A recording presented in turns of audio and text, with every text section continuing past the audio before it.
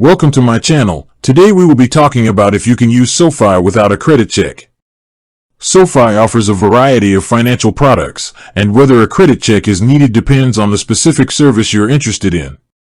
For services like personal loans, student loans, and mortgages, SoFi will perform a credit check.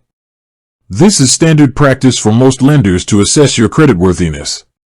However, they often perform a soft credit pull for pre-qualification, which doesn't affect your credit score. If you decide to proceed with the application, a hard credit pull will be conducted, which may have a minor impact on your score. For other products, like their checking and savings accounts, SoFi may perform a soft credit pull to verify your identity and get information for your account, but it does not involve a hard credit check that would impact your credit score. Additionally, SoFi offers free tools like a credit score monitor, which you can use without any credit check at all. In short, while you can access certain SoFi services and tools without a hard credit check, most of their lending products require one to get final approval. With that being said, thank you for watching. For more finance videos, kindly check my page.